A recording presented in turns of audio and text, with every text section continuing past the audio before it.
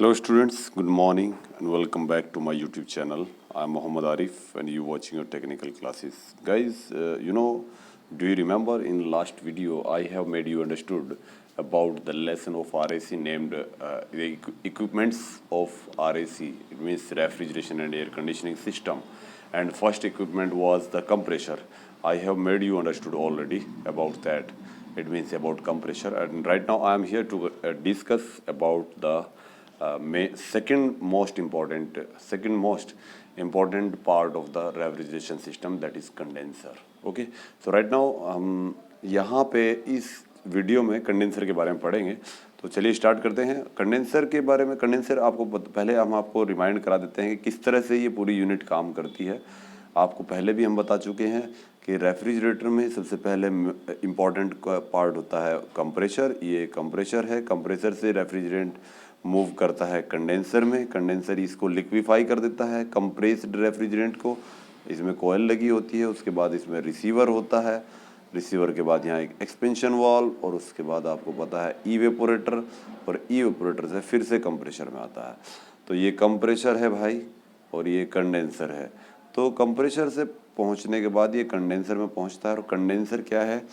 Condenser vapour को liquefy करने के काम आता है, लिक्विड बना देता है. ये कैसे बनाता है? जैसे वेपर है स्टीम, तो स्टीम को ये लिक्विड बना सकता है. कैसे? जब इसके ऊपर से हम कोई ठंडा और कोई लिक्विड डालेंगे तो अंदर से जाने वाली कोई गर्म फ्लूइड को ये ठंडा कर देता है, यानी आप से लेटेंट हीट निकाल देता है और गर्म पानी इधर से निकल जाता है. अगर ठंडा पानी ऊपर से डाला है तो इधर से गर्म पानी बाहर निकल जाएगा और अंदर जो वेपर बह रहा था उसको ये लिक्विफाई कर देगा. ओके, ये है.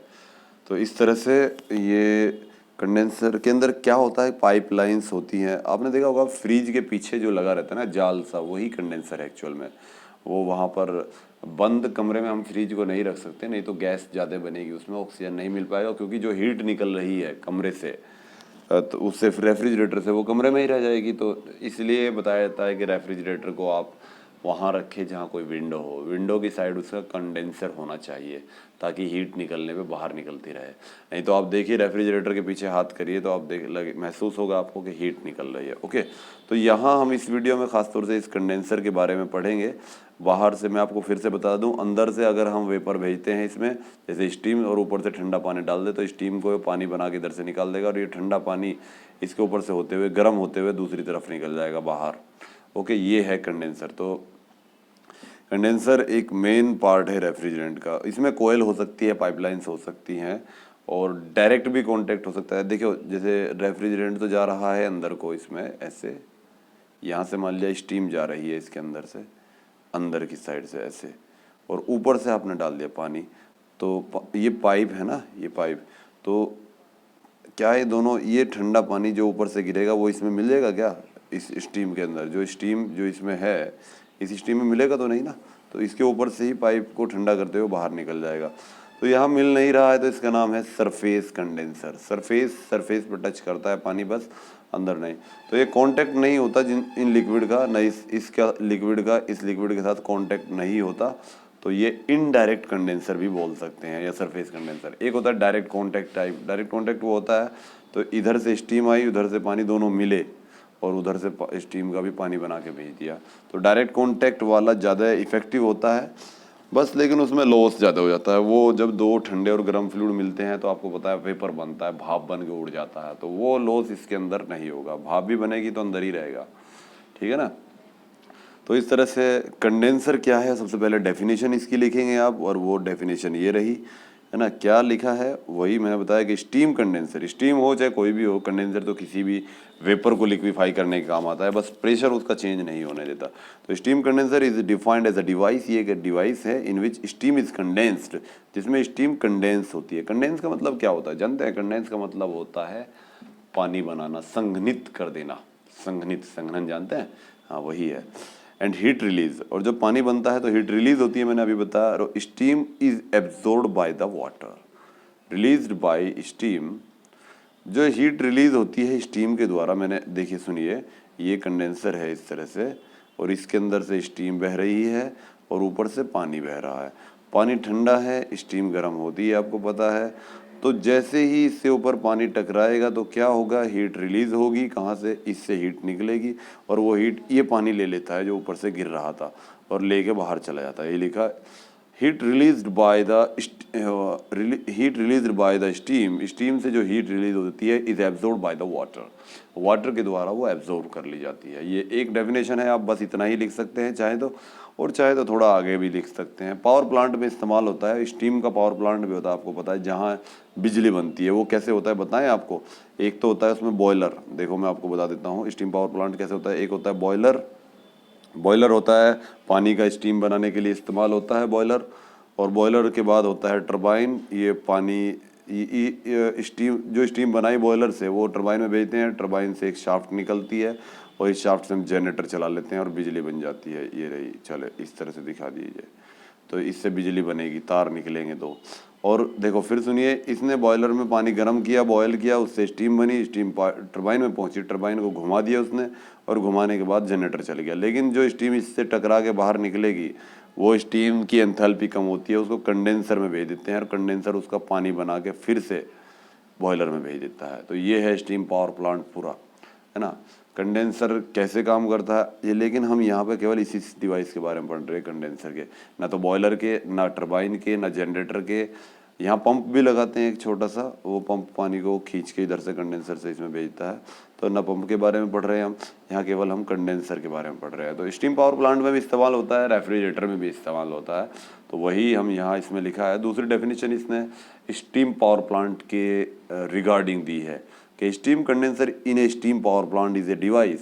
स्टीम पावर प्लांट में स्टीम कंडेंसर एक डिवाइस है विच एक्सट्रैक्ट द स्टीम, जो एक्सट्रैक्ट करता है स्टीम फ्रॉम टरबाइन, टरबाइन से खींचता है, जाहिर सी बात अभी बना के दिखाया, टरबाइन से ही खींच रहा था, और उसको पानी में कन्वर्ट कर देता है। लेकिन पूरी तरह पानी नहीं होता, थोड़े बहुत भाप के कण भी हो सकते हैं उसके अंदर, तो इसलिए उसको सेचुरेटेड वाटर कहा, है ना। एट टरबाइन एग्जिट, टरबाइन से जब स्टीम निकलती है, ये बताया था मैंने अभी, टरबाइन के एग्जिट से, at turbine exit the steam is two phases, steam जो है दो फेज में होती है, कुछ पानी कुछ स्टीम इस तरह से, and converted into saturated water is in one phase. तो देखो मैं फिर बताऊं आपको, जब बॉयलर से स्टीम बनती है और वो टरबाइन में जाती है, तो टरबाइन में जैसे ही टकराती है ब्लेड से, तो कुछ तो स्टीम वही पानी बन जाता है और कुछ बाकी रह जाती है, यानी दो फेज होती हैं और वो कंडेंसर में आके एक ही फेज में कन्वर्ट हो जाता है, ये लिखा वन फेज बस। तो ये है कंडेंसर, ओके। रेफ्रिजरेटर में भी इस्तेमाल होता है, और स्टीम पावर प्लांट उसको कहते हैं जहाँ बिजली बनती है स्टीम से, उसमें भी ये इस्तेमाल होता है, ओके। नेक्स्ट पे चलते हैं कि क्या क्या इसके बेसिक एलिमेंट है, कंडेंसर के साथ क्या क्या लगा होना चाहिए। देखो कंडेंसर एक पाइप ही नहीं है, कंडेंसर के ऊपर से पानी भी गिरता है, ठंडा पानी होना चाहिए, फिर गर्म होके जाता है पानी। तो क्या क्या यूनिट है कंडेंसर, जब कहीं अगर लगा हो तो क्या क्या उसके साथ होना चाहिए। कंडेंसर के साथ, कंडेंसर तो है ही, कंडेंसर तो मेन ही है, इसके मेन यूनिट एक कूलिंग टावर चाहिए हमें, एक हॉट वेल चाहिए, गर्म कुआं, गर्म कुआं का मतलब समझ रहे, कोई टैंक चाहिए जिसमें गर्म पानी गिरेगा फिर उसको ठंडा करेंगे। पंप चाहिए खींचने के लिए पानी को, एयर पंप हो सकता है वो, कोई भी एक्सट्रैक्ट पंप, फीड, और एक टरबाइन एंड हेडर हो सकता है, ट्यूब्स एंड हेडर, ट्यूब में को जाएगा, और हेडर, हेडर का मतलब होता है जहाँ पे ट्यूब टिकती है। देखो रेफ्रिजरेटर के पीछे जो ये ट्यूब है कहीं ना कहीं तो टिकी होगी ना, मान लिया यहाँ टिकी हुई है इस पर, तो ये हेडर है, ठीक है जी। तो ये यूनिट होनी चाहिए, इसका फिगर भी है हमारे पास, ये देखिए, चलो फिगर दिखा देते हैं। देखो ये है, मैंने अभी आपको बताया कि टरबाइन जैसे स्टीम से आएगी उसको ये पानी बना के भेजता है, ये तो बताया मैंने, सॉरी हाँ, पानी बना के भेजता है। अब पानी कैसे बनता है, ऊपर से भी आप ठंडा पानी डालना पड़ेगा। अब एग्जॉस्ट स्टीम आई, वो इसके अंदर गई तो इसमें ठंडा पानी डाला, वो ठंडा पानी कहाँ से आएगा, देखो ये रहा कूलिंग वाटर, ये कहाँ से आया, ये टावर है कोई कूलिंग, इसको बोलते हैं कूलिंग टावर। अरे ये कूलिंग टावर से ठंडा पानी आया और गर्म हो गया, फिर कूलिंग टावर में ही चला गया, है ना। ये इसका काम कूलिंग टावर का, टावर तो आप जानते ही है, ये इसका काम केवल ठंडा करना है पानी को। कूलिंग टावर का काम कैसे करता है वो बाद में बताएंगे। और उसके बाद ये स्टीम को, जो कंडेंसेट है, जो मतलब स्टीम को इसने कंडेंस किया यानी पानी बनाया, उसको कहाँ भेजता है, एक पंप इससे खींचता है और खींच के इसको एक टैंक में भेजता है, टैंक में, है ना। टैंक में क्या होता है, क्योंकि ये अब यहाँ पे बिल्कुल ठंडी तो नहीं हुई है, तो खींच के इसको यहाँ भेजता है कुएं में, एक कुआं इसका नाम दे दिया, हालांकि इसका नाम, ये एक टैंक ही है, तो एक टैंक में भेज देता है ताकि सारा पानी इकट्ठा हो सके। क्योंकि मान लिया आप देखिए अगर पंप लगा के हम डायरेक्ट ही बॉयलर में भेज दें, ये बॉयलर है, यहाँ पे बॉयलर लगेगा, आपको पता है बॉयलर में ही जाएगा पानी, बॉयलर में अगर भेज दे डायरेक्ट ही तो ये पूरी तरह से, क्योंकि पूरी तरह एकदम से स्टीम का पानी तो नहीं बन रहा, ये भी प्रोसेस में है, यहाँ वर्क हो रहा है, टाइम लग रहा है, तो पानी जब पंप खींचेगा पूरी तरह से नहीं खींचेगा, तो इसको हमने इकट्ठा कर लिया, पहले इकट्ठा कर लिया, और ये गर्म सा ही रहता है। स्टीम का जब पानी बनता है पूरी तरह ठंडा नहीं होता, पंप से खींच के आपने यहाँ पे इकट्ठा किया तो ये जितनी देर यहाँ रुकेगा उतना ही ठंडा होगा, फिर हम इसको फीड वाटर पंप एक होता है, पंप से हम बॉयलर में भेज देते हैं। तो ये है। तो अब कूलिंग टावर कैसा होता है? आपने बर्फ खाना देखा कभी? बर्फ खाना क्या होता है, मतलब आइस फैक्ट्री, उसमें ना पाइप होते हैं, पाइप, अरे खेत में भी लगे होते हैं, आपको बता देता हूँ मैं। एक पाइप इस तरह के होते हैं ऐसे बर्फ खाने में, उसमें पानी चलता है, वो गर्म होता है, तो इसमें होल कर देते हैं, ऊपर भी होल है, एक यहाँ होल है, एक यहाँ होल है, एक यहाँ, इससे पानी बाहर निकलता है ऐसे चारों तरफ, इससे भी निकलेगा ऐसे, और टकरा के नीचे गिरता है ऐसे नीचे। तो ऊपर से पानी बूंदों के रूप में गिरता है सारे पाइपों से, इस तरह से नीचे एक होद्दी होती है, उसमें इकट्ठा कर लेते हैं। तो ऊपर से गिरना वो पानी, क्योंकि हवा तो चलती ही रहती है आसपास, हवा, आपको ऑक्सीजन अवेलेबल है, तो ये ऊपर से गिरता हुआ पानी और सामने से आती हुई हवा इसको ठंडा कर देती है। ये ऊंचाई पे बनाते हैं और नीचे होदी में वो पानी आ जाता है, तो इसका नाम है पूरे का कूलिंग टावर।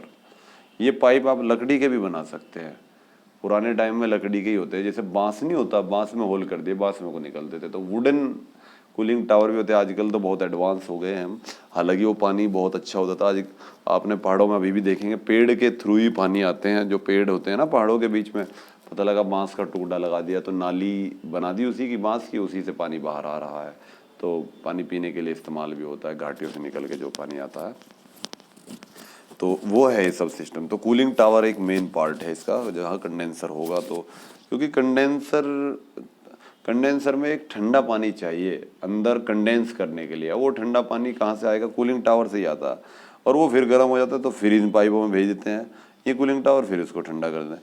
कूलिंग टावर गाड़ियों में भी लगा रहता है, रेडिएटर जो होता है ना, रेडिएटर, उसमें भी तो ऊपर से ही नीचे गिरता है पानी और पीछे से चला देता है पंखा।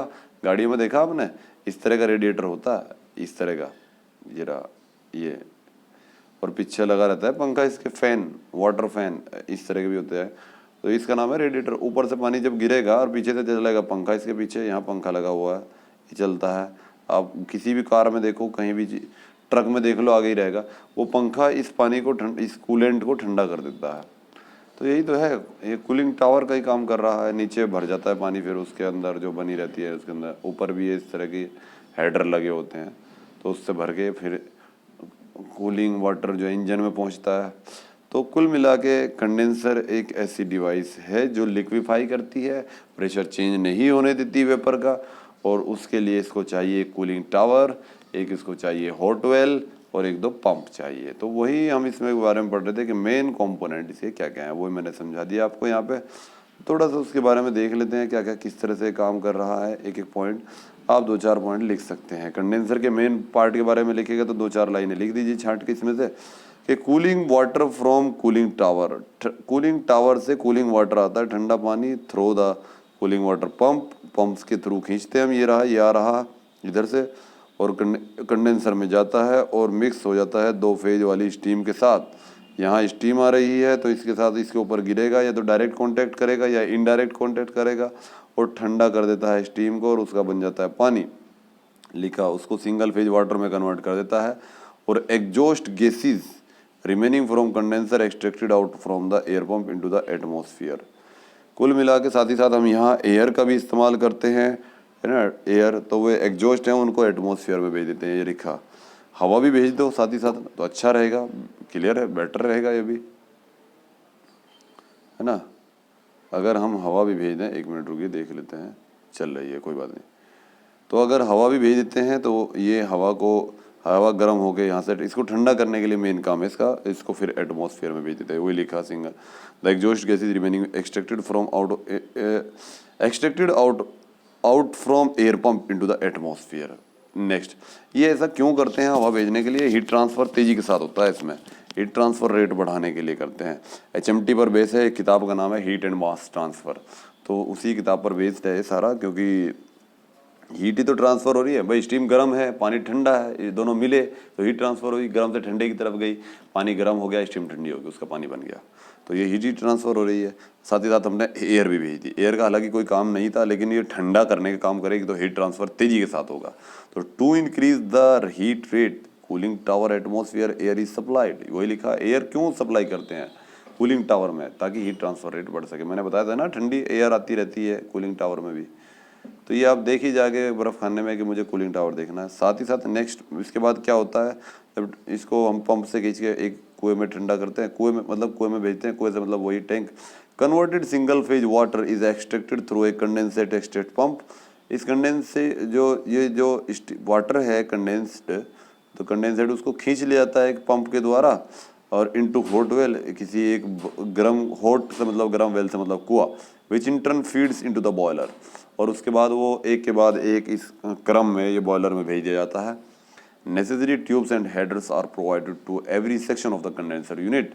तो ये पाइपलाइंस कहीं पे टिकेंगी, ये पाइप हैं, ये पाइप हैं, ये सारी पाइपलाइंस ही हैं, ये भी पाइपलाइंस है, तो इनको कहीं पे टेकने के लिए उनको हेडर बोलते हैं, इस पर टेकेंगे इनको, और ट्यूब्स की आवश्यकता पड़ती है। तो ये एक क्वेश्चन हो गया, व्हाट इज कंडेंसर और what do you mean by, describe about the condenser unit. Okay, next इसके बाद हम यहाँ पढ़ेंगे कंडेंसर की कैपेसिटी कैसे हम उसको नापते हैं। तो कैपेसिटी का मतलब होता है कि कितनी हीट वो मतलब रिमूव कर सकता है। मैंने बताया था अभी कंडेंसर का काम क्या है, ज़रा बताइए। देखो ये कंडेंसर है और इसके अंदर कोई गर्म फ्लूइड भेज दिया आपने, गर्म, जैसे स्टीम गर्म ही है तो इसके अंदर भेज दिया, ऊपर से ठंडा पानी डाल दिया, तो ये गर्म स्टीम की हीट को बाहर निकाल देगा और स्टीम को तो कर देगा ठंडा, लिक्विफाई कर देगा, और ये पानी जो है ऊपर से जो ठंडा डालता है वो गर्म हो जाता है। तो हीट रिमूव करने का काम है। कितनी हीट रिमूव कर सकता है उसे कैपेसिटी कहते हैं। वही लिखा कि it represent the capacity of condenser to remove the heat, बस इतना भी काफ़ी है। या to remove the heat capacity of a condenser is called condenser capacity. Heat from the hot well and refrigerant into and क्या लिखा, hot vapour लिखा है, hot vapour refrigerant into the liquid. फिर सुनिए, देखिए यहाँ पर, ये देखिए इसने कहा it represent the capacity of condenser, ये कंडेंसर की वो कैपेसिटी को रिप्रेजेंट करता है to remove the heat, heat को निकालने की कैपेसिटी को, फ्रॉम हॉट वेपर, गर्म वेपर से, गर्म वेपर रेफ्रिजरेंट से, जो गर्म वेपर रेफ्रिजरेंट है जो कंप्रेसर से आ रहा है उससे कितनी हीट निकाल सकता है वो उसकी कैपेसिटी है, इनटू लिक्विड, और लिक्विड में heat is transferred into condenser medium. एक मिनट रुकना पड़ेगा आपको थोड़ा सा।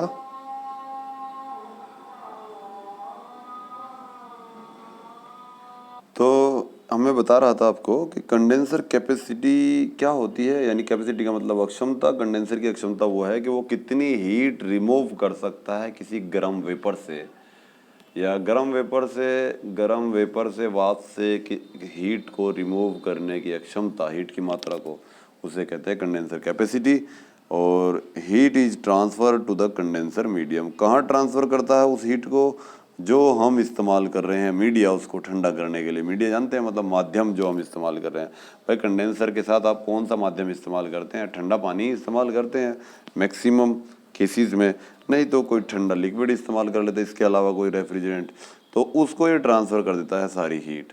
तो कहाँ पे डिपेंड करती है, एक तो डिपेंड करता है मटेरियल क्या है। अब एक बार बताओ, आपने लकड़ी के अंदर से भेजी स्टीम, लकड़ी का पाइप, और ऊपर से ठंडा पानी डालेंगे तो क्या हीट ट्रांसफ़र हो जाएगी इसमें? लकड़ी तो पहले ही हीट का इंसुलेटर है, हीट ट्रांसफर नहीं होती। Mostly the materials which are electrically insulated they are also heat insulated. Okay, जितने भी इलेक्ट्रिकल इंसुलेटेड मटेरियल है वो हीट इंसुलेटेड भी होते हैं। जैसे लकड़ी में इलेक्ट्रिसिटी फ्लो नहीं हो सकती, वैसे ही लकड़ी में हीट भी फ्लो नहीं हो सकती। तो मटेरियल पे डिपेंड करता है कि जो अब लोहा है, लोहे में तो हीट फ्लो हो जाती है तो इलेक्ट्रिसिटी भी फ्लो हो जाती है। कंडेंसर मीडियम क्या है, अब आपने कर दिया सरसों का तेल इस्तेमाल और एक कर दिया आपने वाटर इस्तेमाल, तो जाहिर सी बात है पानी ज़्यादा हीट को ट्रांसफ़र करेगा, सरसों का तेल कम करेगा, उस पर डिपेंड करता है। Mix of hot vapour refrigerant, अब वो हॉट वेपर रेफ्रिजरेंट जो है, अगर आपने मरकरी ले लिया तो आपको पता है मरकरी सरफेस को नहीं भिगोता। अब आप मरकरी अगर इसके अंदर पाइपलाइनों में गुजारेंगे तो ये सरफेस को भिगोएगा नहीं, और भिगोएगा नहीं तो ऊपर से कितना भी पानी डाल लो तो ठंडा ही नहीं हो पाएगा अंदर। तो वो जो रेफ्रिजरेंट है, हॉट वेपर रेफ्रिजरेंट, वो कैसा है उस पर भी डिपेंड करता है। और साथ ही साथ टेम्परेचर डिफरेंस कि बाहर का पानी और अंदर रेफ्रिजरेंट, इन दोनों के बीच में टेम्परेचर डिफरेंस कितना है। बाहर का पानी आपको पता है ठंडा होना चाहिए, अंदर ये रेफ्रिजरेंट गर्म होना चाहिए। इससे उल्टा भी हो सकता है, वो भी कंडेंसर ही होता है कि बाहर का पानी गर्म और अंदर का ये ठंडा हो सकता है, ऐसा भी हो सकता है। लेकिन दोनों के बीच में डिफरेंस जितना ज़्यादा होगा, LMTD आपने पढ़ा होगा, लॉगरिथमिक मीन टेम्परेचर डिफरेंस, तो जितना टेम्परेचर ज़्यादा डिफरेंस ज़्यादा होता है उतना ही हीट ट्रांसफ़र ज़्यादा होता है। क्यों? आपने पढ़ा फोरियर्स कला। फोरियर्स कला है कि the heat transfer, the quantity of heat transfer is directly proportional to the area of the surface by which the heat is being transferred, and the temperature difference T1 minus T2 and the indirectly proportional to the distance or thickness of the part or portion by which the heat is being transferred, like x. तो Q बराबर, and here we have to take a coefficient, and that coefficient it is called the conductivity. There Ka T1 minus T2 upon में x या dx, ठीक है। ये आपने पढ़ा था 10वीं क्लास का फॉर्मूला है। Q बराबर K A1 A2 या A T1 minus T2 into upon में dx, ये था एक फॉर्मूला। फोरियर का नियम है, या इसको कैलोरीमिति का सिद्धांत भी कहते हैं, है ना। तो ये कंडक्टिविटी कहलाती है K। तो जितना टेम्परेचर डिफरेंस होगा उतनी ज़्यादा हीट ट्रांसफर होगी। ये देख रहे हैं आप, डायरेक्टली प्रोपोर्शनल है यहाँ पर। तो यही इसमें लिखा है कि इस पर डिपेंड करती है। तो ये एक टर्म है, टेम्परेचर डिफरेंस पर भी डिपेंड करती है कंडेंसर कैपेसिटी। तो ये 2 नंबर का ये टर्म है। इससे पहले एक 5 नंबर का क्वेश्चन हो चुका है कंडेंसर से। एक है HRF, हीट रिजेक्शन फैक्टर, बहुत इंपॉर्टेंट डेफिनेशन है। तो इसको जरा समझ लीजिए कि कितनी हीट वो रिजेक्ट कर रहा है और कितना रेफ्रिजरेटिंग इफेक्ट उससे क्रिएट होगा। मान लिया मैं 10 हीट, एक बात बताओ आप, मैं इस कमरे से जिसमें मैं बैठा हूँ अगर 10 किलो जूल हीट निकालता हूँ तो ये हीट ठंडा होगा ना, और 20 निकालता हूँ तो और भी ज़्यादा ठंडा होगा।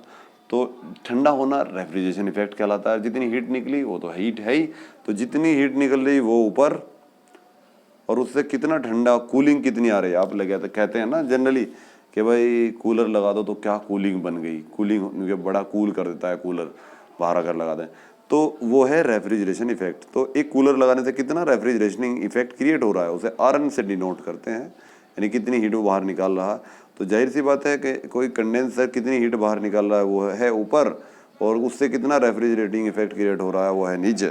तो इन दोनों को आप कहते हैं क्या, इन दोनों के अनुपात को हीट रिजेक्शन फैक्टर कहते हैं। ये लिखा, it is defined as the ratio of heat rejected at the condenser, condenser पे heat rejected to the refrigeration effect. ठीक है जी, ये है। अब हीट रिजेक्टेड कितनी निकालेगा, आपको पता है Q बराबर, एक फॉर्मूला भी होता है Q बराबर U plus PV, internal energy और PV यानी एंथैल्पी भी कह सकते हैं, टोटल एंथैल्पी। H बराबर U प्लस PV। U से मतलब आंतरिक ऊर्जा, आंतरिक ऊर्जा यानी हीट, कितनी आंतरिक ऊर्जा है, कितना उसके अंदर तापमान है। अब वो ठंडा हो सकता है चाहे गर्म, उसी को रेफ्रिजरेशन इफेक्ट कह सकते हैं। और PV होता है कार्य, इसको W कहा आपने। तो Q बराबर ये फॉर्मूला भी होता है भाई, RN refrigeration effect plus W। ये थर्मोडायनेमिक्स का पहला नियम है, पहला कि सेकंड, हाँ सेकंड लॉ है, सेकंड लॉ ऑफ थर्मोडायनेमिक्स। तो ये QC का मान जो है ना, ये जो आपने निकाला, ये यहाँ पे रख दीजिए, इसमें रख देंगे, आगे फॉर्मूले में रख के दिखाया भी है हमने यहाँ पे, देखिए। तो वहाँ पे रख दिया ये, और नीचे RN है ही, तो RN के बटे RN करो तो 1 आएगा, और W के बटे RN करो तो ये भी, ये W बटे RN। तो COP का एक फॉर्मूला आपको पढ़ाया गया था, COP रेफ्रिजरेटर का COP होता है, एफिशिएंसी नहीं होती कि कितना कार्य इसको, कितना कार्य कर रहा है और कितना रेफ्रिजरेटिंग इफेक्ट, सॉरी उल्टा होता है भाई, उल्टा ये होता है कि कितना रेफ्रिजरेटिंग इफेक्ट। COP का फॉर्मूला आपको बताया था, COP बराबर रेफ्रिजरेटिंग इफेक्ट कितना क्रिएट कर रहा है और कितना वर्क वहाँ उसको दिया जा रहा है, और ये है इसका उल्टा, तो 1 के बटे COP हो गया, और 1 प्लस 1 प्लस। तो हीट रिजेक्शन फैक्टर है HRF बराबर 1 प्लस 1 अपॉन COP। कहाँ पे डिपेंड कर रहा है, देखो एक तो COP पे डिपेंड कर रहा है, देख रहे हैं आप यहाँ पे। अब COP का फॉर्मूला एक आपको बताया गया था कि T2 upon T1 minus T2, ये भी था। तो तापमान वाला फॉर्मूला भी, जैसे कार्नोट वाला फॉर्मूला नहीं है, कार्नोट वाला फॉर्मूला एफिशिएंसी का हीट इंजन का है T1 माइनस T2 बटे T1, ये है। इसी तरह है ना, इसका उल्टा हो जाता है, किस तरह से, फ्रीज में अंदर उसको COP कहते हैं, उसको कहते हैं ऊपर बस T1 की जगह T2 आ जाएगा और नीचे T1 माइनस T2 ही रहता है, और ये ये इसकी जगह COP कहलाता है। तापमान पे भी डिपेंड करता है क्योंकि तापमान के रूप में भी फॉर्मूला है। तो टेम्परेचर पे भी, दोनों ही टेम्परेचर इवेपोरेटर का और कंडेंसर का, दोनों ही टेम्परेचर पर डिपेंड करता है। तो ये था HRF, हीट रिजेक्शन फैक्टर। बहुत इंपॉर्टेंट डेफिनेशन आएगी इसकी, ये मतलब आने की चांसेस ज़्यादा हैं। COP ऑलरेडी हम पढ़ा चुके हैं आपको। नेक्स्ट, ये रुक तो नहीं गई भाई वीडियो, ये चेक कर लेते हैं। चलिए नेक्स्ट देखते हैं। इसके बाद है फाउलिंग फैक्टर। हाँ, अब मैं आपको बताऊं, फाउल जानते हैं आप? जब खेलते हैं ना फुटबॉल तो कहते हैं कि फाउल हो गया। फाउल का मतलब होता है बेईमानी, बेईमानी हो गई। मतलब जिस काम के लिए आपने कोई काम किया और वो काम नहीं हो पा रहा तो बेईमानी ही है ना। मान लिया उसने कहा कि आप इस लाइन को क्रॉस नहीं कर सकते, और आपने लाइन क्रॉस करके वो फुटबॉल को किक किया तो वो फाउल हो जाता है ना। तो मतलब जो काम आपको बताया गया यार अगर वो नहीं कर रहे हैं तो फाउल हो गया, यानी बेईमानी हो गई। तो वही है। अब कंडेंसर का काम क्या है आप बताइए जरा। कंडेंसर का काम ये है कि ये किसी भी वेपर को लिक्विफाई अवस्था में कर देता है और लेटेंट हीट को बाहर निकाल देता है। अंदर कोई वेपर जाता है गर्म और ऊपर से ठंडा पानी पड़ता है, तो ठंडा पानी ये गर्म होकर बाहर निकल जाता है और ये लिक्विड होकर इधर निकल जाता है। तो अगर और हीट ट्रांसफर कैसे हुई, ये गर्म था, गर्म से हीट ट्रांसफर पानी को हो गई और पानी इधर को निकल गया। तो और अगर हीट ही ट्रांसफर ना हो पाए, हालांकि मेटल का पाइप था यानी पाइप में से हीट ट्रांसफर हो गई, और अगर हीट ट्रांसफर ना हो तो वो हो जाएगी बेईमानी। किस वजह से ना हो, इस पाइप में कुछ कमी आ जाए। पाइप में कमी कैसे आ जाए, पाइप के ऊपर अगर मैं रबड़ चढ़ा दूं तो रबड़ से क्या हीट ट्रांसफर होती है? लकड़ी अगर इसके पाइप के ऊपर लगा दूं मैं लकड़ी, तो क्या हीट ट्रांसफर हो जाएगी? नहीं होनेगी। तो कुछ ना कुछ पाइप में कमी अगर आ गई और हीट ट्रांसफर रुक गया या कम होना शुरू हो गया तो फाउल हो गया। ये है बस। तो इतना लिखने की ज़रूरत नहीं है। हीट ट्रांसफर कैसे रुक सकता है? अगर अंदर स्टीम है और स्टीम के अंदर जाते जाते इसका पानी भी, मतलब स्टीम की पपड़ी बन जाती है। स्टीम पानी ही होता है एक तरह से, बस गर्म है। तो अंदर अगर पपड़ी बन गई ना, पपड़ी जम गई, तो ऊपर से तो पानी गिरेगा लेकिन वो पानी अंदर तक नहीं पहुंचेगा। कहाँ तक? स्टीम है बीच बीच में। अब ये यहाँ जमी हुई है पपड़ी, तो इस पपड़ी को ही तक पहुँचेगी पानी की जो ठंडक है, और वो स्टीम को ठंडा नहीं कर पानी और स्टीम की स्टीम निकलेगी बाहर से।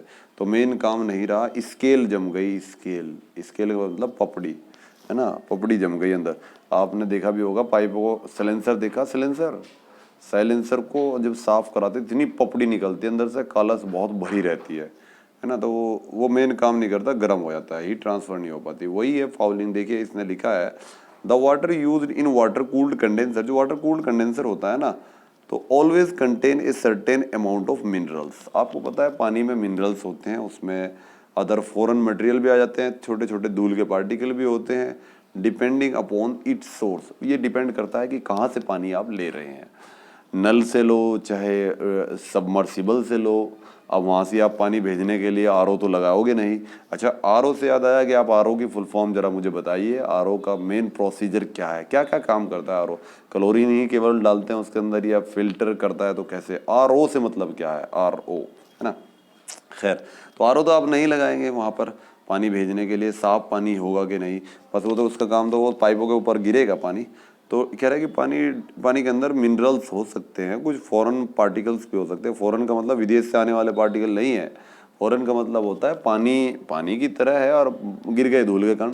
धूल के कण तो अलग होने हैं पानी से, है ना, तो बिल्कुल अलग लगेंगे, तो इसलिए उसी को फॉरेन मटेरियल्स कहा। तो दीज मटेरियल्स क्या होता है फिर ये कि these materials and from deposit inside the condenser water tubes. तो पानी की ट्यूब्स के अंदर ये जम जाते हैं। नल का देख लीजिए आप, नल का कुछ दिनों बाद निकालिए, इतना जंग जम जाएगा अंदर से बाहर निकालेंगे। This is called water fouling. इसे ही को वाटर फाउलिंग कहते हैं। पानी हो अंदर, चाहे पानी तो बनेगा ना स्टीम के अंदर, जब स्टीम का पानी बन जाएगा तो जमेगा। तो the deposit insulate the tubes, और वो डिपॉजिट करता है इंसुलेट, वो इंसुलेट कर देता है जो जम गया। डिपॉजिट का मतलब जमना, जो जम गया ना अंदर पाइपलाइनों में, वो इंसुलेट कर देता है ट्यूब्स को। यानी जो कंडेंसर की ट्यूब्स हैं जिसके अंदर, और अगर इनमें पपड़ी जम गई, चूना जम गया, चूना ही होता है मोस्टली पानी में, है ना, अगर वो जम गया तो आपको एक और बात बता देंगे अभी। अगर वो जम गया पानी के अंदर, उसमें ट्यूब्स के अंदर, तो बाहर से गिरने वाला पानी की ठंडक अंदर पूरे पाइप में नहीं पहुंचेगी और ये इंसुलेट करने की कोशिश करेगा। इंसुलेट का मतलब जिससे हीट ट्रांसफर ना हो, हीट ट्रांसफर रुक जाएगी।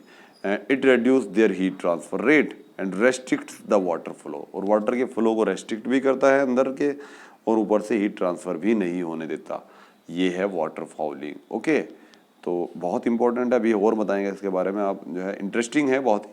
द फाउलिंग फैक्टर, फिर सुनिए, the following factor is the reciprocal of heat transfer coefficient. एक बार बताओ, हीट ट्रांसफर अगर हो रही है तो सही बात है, नहीं हो रही तो फाउलिंग हो रहा है।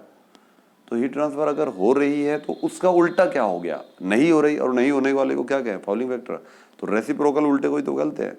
The fouling factor is the reciprocal of heat transfer coefficient. Heat transfer coefficient का ये उल्टा जो होता है उसे कहते हैं फाउलिंग फैक्टर। अब हीट ट्रांसफर कोफिशिएंट क्या है, मैंने अभी बताया था आपको कि Q के दो फॉर्मूले हैं। हीट के ट्रांसफर होने के तीन वे है, मोड है। एक तो कंडक्शन से हीट ट्रांसफर होती है जिसे चालन कहते हैं, एक कन्वेक्शन से जिसे संवहन कहते हैं, एक रेडिएशन से जिसे जैसे सूर्य से आती है। तीनों के फॉर्मूले हीट ट्रांसफर के अलग अलग हैं। मैं आपको इसके और इसके बताऊंगा, दो के, इसके बाद में देखें, इसके भी बता देंगे। चलो तीन, कंडक्शन के Q बराबर KA T1 minus T2 upon में dx, ये फॉर्मूला है। ये यहाँ है हीट ट्रांसफर कोफिशिएंट जिसे कंडक्टिविटी कहते हैं। कन्वेक्शन है Q बराबर UA T1 माइनस T2, ये है जी। रेडिएशन का आपने फॉर्मूला, प्लांक का फॉर्मूला पढ़ा होगा, और आपने वीन्स का विस्थापन नियम पढ़ा होगा, न्यूटन्स कूलिंग लॉ पढ़ा होगा। बहुत सारे नियम है रेडिएशन में, तो है ना। तो ये है, तो ये है heat transfer coefficient. Heat transfer coefficient का मतलब होता है हीट ट्रांसफर कितनी हो रही है, और नहीं हो रही है तो इसका उल्टा कर दूं, अगर 1/U कर दूं तो ये उल्टा हो गया, यानी हीट ट्रांसफर नहीं हो रही, और नहीं हो रही तो इसका मतलब फाउलिंग हो रही है। तो इसका उल्टे को ही आप फाउलिंग बोलते हैं, लिखा। The fouling factor is the reciprocal of heat transfer coefficient for the material of scale. जो पपड़ी जम रही है जिस स्केल की, उसका हीट ट्रांसफर कोफिशिएंट का उल्टा। और इन्होंने क्या कहा कि कितना लिया जाता है फाउलिंग फैक्टर भाई, तो इसने लिखा भी है recommended, the following are the recommended fouling factor. इतने फाउलिंग फैक्टर होते हैं। R12 आपको पता है, और R22 ये AC में इस्तेमाल होता है, ये फ्रीज में कंडेंसर के लिए। उसके लिए फाउलिंग फैक्टर का मान कितना होता है ज़रा, 0.0000095 मीटर स्क्वायर जूल पर second, sorry metre square second kilo kelvin पर जूल, ये है। ये एक्चुअली आपको अगर K का फॉर्मूला याद हो, K का यूनिट है ना, तो उसका उल्टा ही है यूनिट। और स्टील की ट्यूब अगर है और उसमें अमोनिया बह रहा है, तो या तो R12 और R22 के लिए, तो उसके लिए फाउलिंग फैक्टर अलग है। तो ये याद रख लेना। हीट ट्रांसफर का ये भी फॉर्मूला है, Q बराबर, एक और अभी बताया KA T1 T2 माइनस, वो बताया ये कन्वेक्शन के लिए है, एक्चुअली कन्वेक्शन संवहन के लिए। तो हीट ट्रांसफर इन कंडेंसर्स किस फॉर्मूले से होता है, कन्वेक्शन से ही होता है। देखो हीट ट्रांसफर, अब एक सिरा गर्म करो आप पाइप का लोहे का, और धीरे धीरे दूसरा भी गर्म होना शुरू हो जाएगा।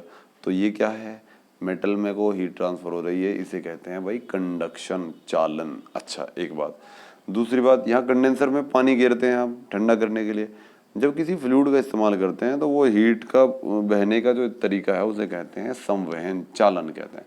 और उसका फॉर्मूला ये है, देखो मैं अभी बता रहा था, KA T1 माइनस T2 होता है ना, तो यहाँ K ना होकर के U होता है, UA T1 माइनस T2 को डेल्टा T लिख रहे हैं, बटे में कुछ नहीं होता इसमें। यहाँ U है हीट ट्रांसफर कोफिशिएंट, जो इसका यूनिट होगा, इसका उल्टा जो है वो फाउलिंग फैक्टर का यूनिट हो जाएगा। तो ये रहा फाउलिंग फैक्टर का यूनिट, देख रहे, ये रहा, यहाँ भी वही है। तो ये दोनों ही टर्म हो गए यहाँ पे, हीट ट्रांसफर कोफिशिएंट भी हो गया, ये रहा देखो रेजिस्टेंस। लेकिन A हटा दो इसमें, 1/U जो हो जाएगा, अगर A हटा दे तो रेजिस्टेंस कहलाता है, और अगर A ना हटाए तो 1/UA ये क्या कहलाता है, ओवरऑल थर्मल रेजिस्टेंस कहलाता है, या उसको आप कह सकते हैं फाउलिंग फैक्टर। Okay, next. अच्छा हाँ, मैं कुछ बताने वाला था आपको कि पपड़ी जम जाती है भाई, ये बता रहा था मैं आपको। अब एक देखिए एक बात यहाँ पे कि पाइप में भी पानी जब बहता है तो उसकी पपड़ी जम जाती है, क्योंकि पानी में अगर आप नल का पानी पियो या सबमर्सिबल का, या तो उसके अंदर छोटे छोटे पार्टिकल होते हैं जो आपको नहीं दिखाई दे सकते माइक्रोस्कोप के बिना। तो वे माइक्रोस्कोप के बिना जो पार्टिकल उसके अंदर होते हैं वाटर के अंदर, हालांकि कुछ इंपॉर्टेंट भी होते हैं, कुछ फूल पत्तियाँ वगैरह होती हैं जो आप देख नहीं सकते अपनी आंखों से, बहुत बारीक बारीक वनस्पति होती है जो समुद्रों से आती है, उसके साथ पानी के साथ घुल गए, वो होती है जो हमारे शरीर के लिए इम्पॉर्टेंट भी होती है। लेकिन उसके अंदर अगर पार्टिकल आते हैं चूना मिट्टी के, तो वो अंदर जाके हमारे गुर्दों में फंसते हैं, गुर्दों के नेफ्रॉन्स में, यानी किडनी के अंदर, और उसके जाल को बंद कर देते हैं। वो फिर छानना बंद कर देता है, और वो इकट्ठा होते रहते हैं पार्टिकल, और जिसको आप कहते हैं स्टोन बन गया। तो मैक्सिमम स्टोन जो हो रहा है आज के टाइम में, लड़कों को मैक्सिमम ये प्रॉब्लम हो रही है, पानी का ध्यान ही नहीं रखते, साफ पानी नहीं पीते हैं लोग, है ना, कहीं भी मिला देखते नहीं है। तो इसलिए पानी को पीने से पहले हमेशा देखिए, और उसको 3 सांस में बैठकर पीजिए पानी को, है ना। खड़े होकर पानी पीने से वो घुटनों में जाएगा डायरेक्ट, आपका कैल्शियम ख़त्म कर देगा कुछ समय में, है ना। तो बैठकर पानी पीजिए, राइट हैंड से पानी पीजिए और 3 सांस में पीजिए, एक साथ मत पीजिए। कभी कभी एपिग्लोटिस जो हमारा होता है किसके अंदर, थ्रोट के अंदर, जिससे आवाज़ आती है, या जो सांस की नली का जो ढक्कन है उसमें पानी पहुंच जाता है कभी कभी, तो धक्का लग जाता है, जैसे हो गया था इसलिए कभी कभी आदमी मर भी सकता है।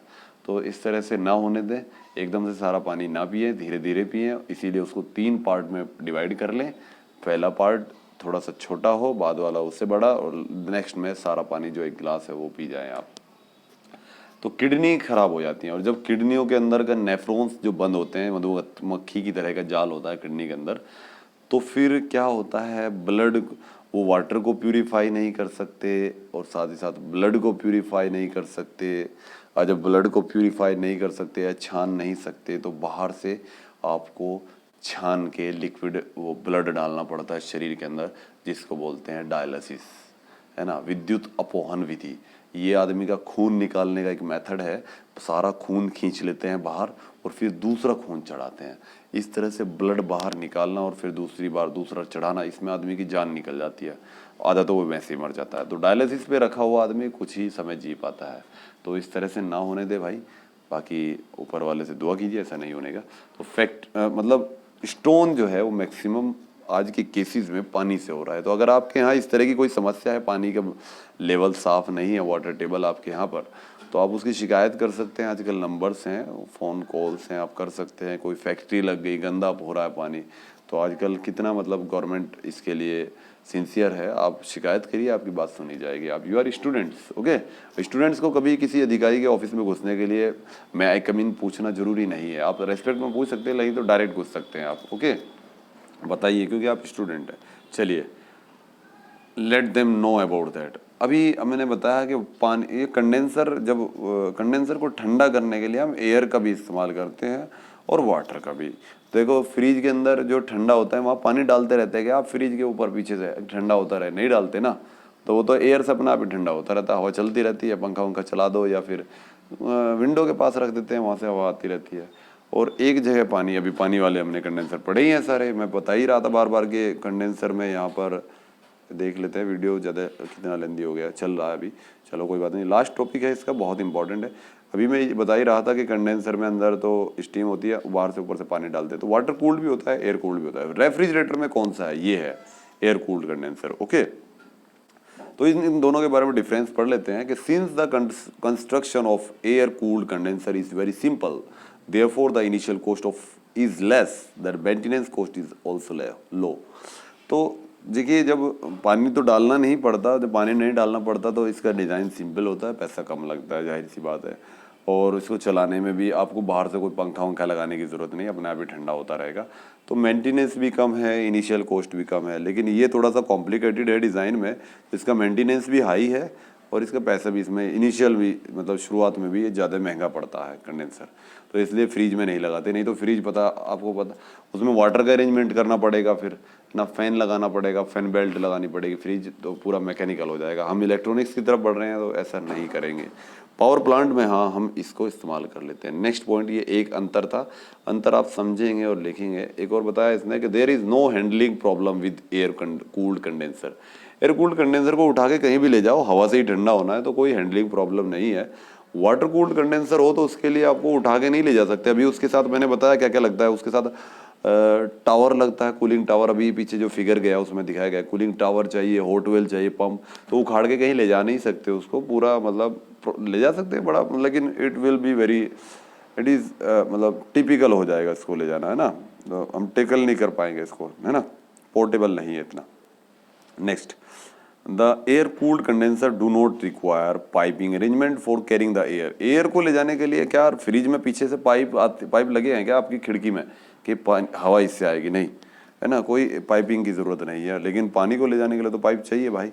अभी बताया था कूलिंग टावर में, दिखाएं आपको, ये लो देख लीजिए, ये रहा, कहाँ पे है ये, देखिए, ये रहे पाइप लाइन्स, ये सारी पाइप ही तो हैं, ये रहे पाइप, ये रहे पाइप, ये रहे। वाटर कूल्ड कंडेंसर है। चलिए लास्ट में चलते हैं, फिर यहाँ पे थे हम, और इसमें पाइप की ज़रूरत होती है। Next, there is no problem of disposing of used air. जो एयर ठंडा कर दिया जिसने फ्रिज को और वो बाहर निकलेगी, तो उसको ले जाने के लिए क्या आप पाइप लगाते हैं? ना तो आने के लिए लगाते, ना ले जाने के लिए लगाते। ले जाने का मतलब बाहर ले जाके छोड़ दो, उसको डिस्पोज कर दो। जो पानी पीते हैं ना ग्लास, उसको आप कहते हैं डिस्पोजल दे देना। भैया डिस्पोजल नहीं, वो डिस्पोजेबल है। आपको पता है डिस्पोजेबल, उसकी स्पेलिंग ही नहीं पता, आप डिस्पोजल बोलते पढ़े लिखे होने के बावजूद। भाई ऐसे डिस्पोजेबल, डिस्पोज करने योग्य है, ओके, डिस्पोजल नहीं। लेकिन इसको बोलने में आप कह सकते हैं इससे, लेकिन मैंने बताया क्यों, क्योंकि एक्चुअल में डिस्पोजेबल है, इसलिए बता दिया। आपको पता होना चाहिए, बोल दें आप डिस्पोजल जल में, क्योंकि स्पीकिंग में कोई मैटर नहीं करता इस तरह से, है ना। चलिए, लेकिन पता होना चाहिए हमें। तो नहीं कह रहे कि हवा को ले जाना, हवा को डिस्पोज करना कोई मतलब इतना इजी है कि अपने आप ही चली जाती है, लेकिन पानी को तो आपको कैरी करना पड़ेगा, कहाँ जा रहा है वो पानी गर्म होके, तो हम उसको दोबारा से वो कूलिंग टावर में ले जाते हैं, कूलिंग टावर से ठंडा करके फिर उसी को इस्तेमाल कर लेते हैं। नहीं तो इतना पानी कहाँ से लाएंगे अगर बाहर ऐसे ही छोड़ देंगे तो। Next, there is no corrosion problem. Clear सी बात है, हवा तो कोरोजन करती नहीं, पानी ही करेगा, वो सब पढ़ लेंगे इसमें से। नेक्स्ट, यहाँ देखिए एक और है, the air cooled condenser have low heat transfer capacity. ये तो है, हवा से ठंडा होने वाला और पानी से ठंडा होने वाले में तो डिफरेंस होगा भाई। पानी से जल्दी ठंडा हो पाएगा, तो क्योंकि कूल्ड है एयर, इतना एयर को आपको पढ़ाया ही है, एयर रेफ्रिजरेशन सिस्टम। आपको क्यों हम एयर से हम उस पर आए थे रेफ्रिजरेंट पे, क्योंकि एयर की हीट कैरिंग कैपेसिटी कम है, इसलिए इसकी कंडेंसर भी हल्के ही आएंगे, कम पैसे के आते हैं। ये लिखा, हीट कैरिंग कैपेसिटी इसकी कम है, तो इसकी ज़्यादा है हीट ट्रांसफर कैपेसिटी। एक और लिखा है, the condenser are used for low capacity plants. 5 ton के कम, आपको पता है एसी टनों के हिसाब से आती है। 5 टन, कितना टन रेफ्रिजरेशन क्रिएट करना है। टीआर की फुल फॉर्म आप मुझे बताएंगे, और बताएंगे 1 टीआर कितने के बराबर होता है, कितने किलो जूल पर मिनट के बराबर होता है 1 टीआर, फिर 5 से गुना कर देंगे, 5 टीआर के बराबर। छोटे ही पावर प्लांट इस्तेमाल होते हैं एयर वाले, बड़े लगाने के लिए तो फिर आपको वाटर वाले ही कंडेंसर चाहिए। नेक्स्ट पॉइंट एक और लिखा है, since the power required to drive the fan is excessive, therefore the fan noise becomes objectionable. देखिए मतलब अगर एयर वाले हैं तो कई बार हमें इसके लिए फ़ैन लगाना पड़ जाता है। Since the power required to drive the fan is, यहाँ फ्रिज में तो ज़रूरत नहीं है। देखो फ्रिज में तो कोई पंखा वंखा लगाने की ज़रूरत नहीं है, लेकिन ठंडा करने के लिए कई बार हमें क्या करना पड़ता है, फ़ैन भी लगाना पड़ जाता है, जैसे गाड़ियों में। और उस फैन को चलाने के लिए पावर चाहिए, और पावर से इस्तेमाल होता है, एक तो वो महंगी पड़ जाती है पावर का इस्तेमाल करना, और फैन अपनी साउंड भी करता है, तो उस पर आप ऑब्जेक्ट कर सकते हैं, मतलब ऑब्जेक्शन उठा सकते हैं। कहते हैं ना ऑब्जेक्शन योर ऑनर, है ना कोर्ट में, वो ऑब्जेक्शनेबल थोड़ा सा हो जाता है। वाटर के लिए कोई पंखे वंखे की ज़रूरत नहीं है, पानी ही केवल ठंडा कर देगा। तो there is no fan noise, fan होता ही नहीं तो नॉइज़ कहाँ से होगी। The distribution of air on the condenser surface is not uniform. जहाँ हवा ज़्यादा लगेगी वहीं हवा ज़्यादा लगेगी, जहाँ नहीं आ रही तो वहाँ नहीं पहुँच रही। पानी तो पूरा प्रॉपर भेजेंगे आप, इक्वल डिस्ट्रीब्यूशन रहता है, इवन डिस्ट्रीब्यूशन लिखा हुआ है भाई। हवा तो अपने फ्रिज तो ऐसे ही रखते हैं ना, अब जरूरी थोड़े है कि पूरे पार्ट पे हवा जहाँ पहुँचनी है पूरे पार्ट पे बराबर पहुँचेगी, ऐसा तो नहीं है। तो यूनिफॉर्म नहीं है हवा का प्रवाह, लेकिन वाटर का प्रवाह तो, क्योंकि हम इंटेंशनली वाटर भेज रहे हैं अपने आप से, तो जब हम खुद कोई काम करेंगे तो प्रॉपर डिस्ट्रीब्यूशन करेंगे। The air cooled condenser have high flexibility. वही फ्लेक्सिबिलिटी का मतलब बहुत सारी चीज़ें हैं जिसको उठा के आप इधर रख सकते हैं कंडेंसर को, कोई पंखे मतलब कोई पाइपलाइन की ज़रूरत नहीं, तो फ्लेक्सिबिलिटी बहुत ज़्यादा है इसमें, चाहे तो ये पॉइंट हटा भी सकते हैं, और उसमें फ्लेक्सिबिलिटी नहीं है। तो ये है कंडेंसर। एक पॉइंट इसमें और रह गया कि कंडेंसर कितने प्रकार के हो सकते हैं। सॉरी ये पढ़ना था हमें, कूलिंग टावर। कूलिंग टावर मैंने बताए थे, ये नया हेडिंग है कूलिंग टावर। मैंने बताया था इसके लिए आप बर्फ़ खाने एक बार चले जाएं और उसको देख लें आइस फैक्ट्री में। पहले ना मतलब फुवारे बनाने के लिए भी बांस की लकड़ी का इस्तेमाल करते थे। बांस होते हैं इस तरह से, और इनमें होल कर दिए इस तरह से। अब इसमें से पानी टपक रहा होता है इस तरह से, ऐसे, है ना। गर्म पानी था और ऊपर से टपकेगा, इधर से हवा छोड़ दें आप तो ठंडा ही होगा ना। तो ये है कूलिंग टावर। अब आजकल तो लोहे के पाइप चलने लगे, सब कुछ आपको पता ही है। कई बार खेतों में भी आपने देखे होंगे पाइप, मतलब इस तरह से पानी ऊपर से टपकता हुआ। हालांकि वो एक उनको वो सिंचाई का एक सिस्टम है सिंचाई करने का, है ना। तो उसको इस बोलते हैं स्प्रिंकल इरिगेशन उसको बोलते हैं। मैं बता रहा हूँ क्योंकि मैं इरिगेशन से थोड़ा सा ताल्लुक हो गया है अभी, तो इसलिए बता दे रहा हूँ आपको। तो इसको कूलिंग टावर बोलते हैं। तो यही है main function of the cooling tower, ठंडा करना ही इसका मतलब है कूलिंग टावर का, is to cool the hot water. Hot water को कूल करना ही है जो प्रोड्यूस होता है कंडेंसर में, so that it is reused for cooling purpose. या कूलिंग वाटर को अगर दोबारा इस्तेमाल करना है आपको, भाई गर्म होगी कंडेंसर से पानी अगर ऐसे ही छोड़ दो, नया पानी ले लो, उसके लिए पानी बहुत ज़्यादा चाहिए, और अगर उसी को इस्तेमाल करें तो ठंडा करना पड़ेगा ना, उसको ठंडा कर दिया। और कैसे टपकता है, उससे बूंदों बूंदों के रूप में टपकता है उस पाइप से। लिखा ना देखो कि in a cooling tower the water is made to trickle down. Trickle down का मतलब टपकना, रिसना, रिसता है ना पानी, जैसे पहाड़ों में रिसता है तो रिसना, drop by drop, drop by drop टपकता है तो जिससे ठंडा होता है। इन ए कंडेंसर एक और लिखा हुआ है, क्या है कि in a condenser hot water is cooled by means of spread water provided by cooling tower. वही एक ही बात को कई बार दोहराएं कि स्प्रे की तरह चलता है उसमें। Air is used to cool, air इस्तेमाल होती है ठंडा करने के लिए। The direction of air is opposite. हाँ बस ये मेन पॉइंट है कि अगर पानी, देखो एक बात बताएं आपको, ये कूलिंग टावर है, देखिए यहाँ पे, एक मिनट पहले देख लेते हैं, इसको हटा दें।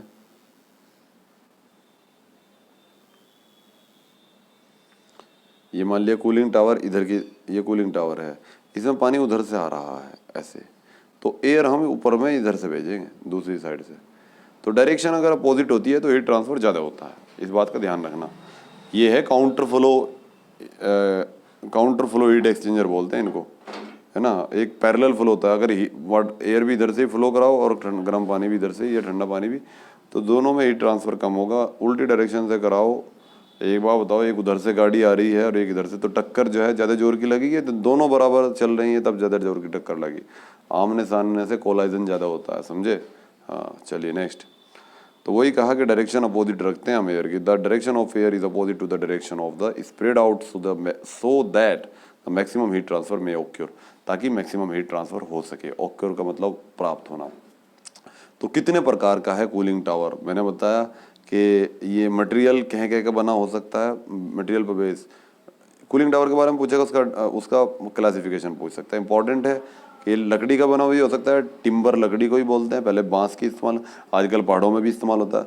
तो कंक्रीट का बना देते हैं, जितने भी क्रशर हैं यहाँ पे इस्तेमाल होता है, पहाड़ों में भी क्रशर कंक्रीट का बना होता है। स्टील डक्ट आजकल स्टील के बनते हैं, बर्फ खानों में इस्तेमाल हो रहे हैं। ड्रोट, हवा, हवा को भेजने के लिए पंखा लगाते हैं कि नहीं, नहीं लगाते तो नेचुरल, देखो लिखा नेचुरल ड्रोट अगर हो रहा है तो नेचुरल, अगर प्रवात कहते हैं ड्रोट को, मतलब प्रवात, प्रवात का मतलब प्रवाह, तो स्प्रे करके भी होता है, स्प्रे कूलिंग टावर में भी होता है।